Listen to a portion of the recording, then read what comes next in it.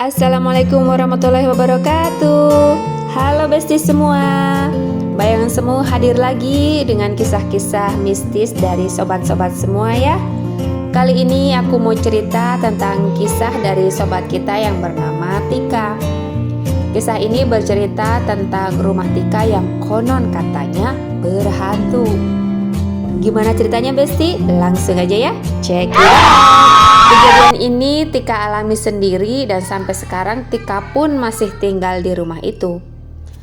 Rumah itu dulunya kosong selama 8 tahun. Rumah itu berlantai 2. Yang katanya di lantai 2 ini jauh lebih angker daripada lantai 1. Di lantai 2 ada 2 kamar dan 1 kamar mandi. 1 kamar untuk orang tua Tika dan 1 kamar lagi untuk Tika, kakaknya dan juga adiknya.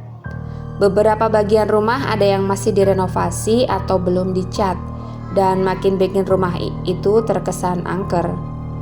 Keluarga Tika memutuskan pindah ke rumah itu karena rumah lamanya mau dijual.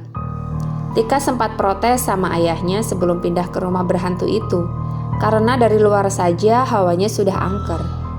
Terus kata tetangga-tetangga sebelah, rumah itu banyak yang bilang kalau rumahnya itu berhantu karena sering terlihat penampakan hantu cewek di lantai 2. Cuma ayah Tika tetap kekeh untuk pindah ke situ.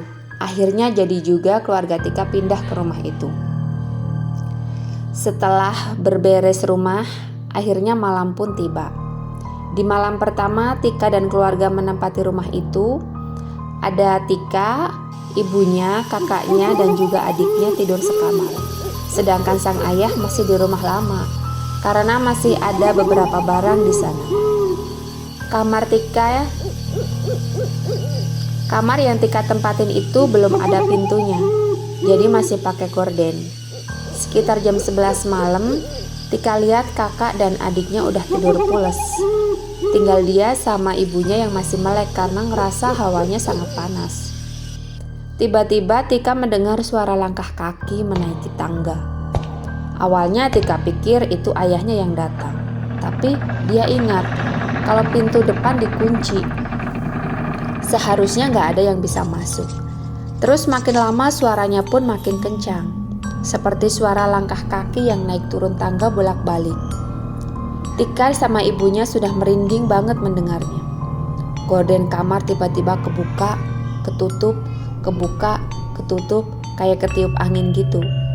Pas Tika dengan ibunya mau pegang tirainya, tiba-tiba ada suara cekikikan. Entah itu suara Mbak Kun-kun atau makhluk halus yang kata tetangga sering nampak. Yang jelas suara itu bikin Tika merasa benar-benar ketakutan. Tika pun mencoba membaca doa-doa sebisa dia dan seingat dia, karena dalam keadaan takut begitu susah banget mau mengingat apapun. Habis itu Tika dengan ibunya tidak bisa tidur sampai pagi karena suara langkah kaki orang naik turun tangga terus terdengar sampai pagi. Tidak hanya kejadian di malam pertama saja, malam berikutnya pun Tika dan keluarga mendapatkan kejadian-kejadian mistis. Di malam kedua ini, Tika, kakak, dan adiknya tidur di kamar satunya lagi karena ayahnya sudah datang dan tidur bareng ibunya. Sekitar jam 1 malam Tika kebangun karena haus. Pas Tika mau keluar kamar, di bawah terdengar suara berisik banget, kayak suara orang beres-beres dan cuci piring. Di lantai dasar itu ada sumur. Alhasil Tika langsung lari ngibrit ke kamar dan tidak jadi minum. Besoknya dia pun cerita ke ayah ibunya. Ternyata ibunya juga mendengar. Cuma ayahnya tidak percaya karena memang ayah Tika tidak percaya dengan hal-hal mistis seperti itu. Begitulah ceritanya sampai sekarang pun Tika masih merasa suka banyak penunggu di rumahnya selain keluarganya. Tika paling takut sama tangga di rumah dan ruangan belakang karena dia sering melihat bayangan lagi berdiri di situ. Cuma untuk saat ini tidak separah dulu karena mungkin dulu mereka tidak suka melihat keluarga Tika tinggal di rumah itu. Tapi lama-kelamaan karena sudah di ngajiin dan disolatin, jadi agak berkurang gangguan-gangguan mistis itu. Nah, beberapa bulan yang lalu pun datanglah saudara Tika yang katanya anak itu punya indera keenam alias indigo. Dan ternyata benar. Kata saudara Tika, banyak penunggu lain di berbagai ruangan, termasuk kamar mandi lantai dasar dan juga tangga. Kalau menurut saudara Tika sih, di pintu masuk, ruangan belakang, kamar mandi bawah, ada makhluk besar, tangan dan kakinya pun juga besar. Kalau di tangga ada perempuan, entah itu makhluk seperti apa. Di kamar Tika ada laki-laki, cuma katanya tidak iseng atau tidak jahat.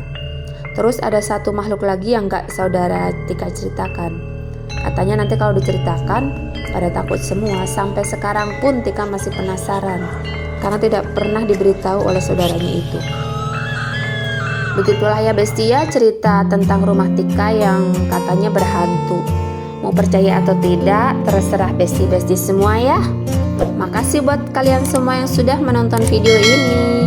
Wassalamualaikum warahmatullahi wabarakatuh.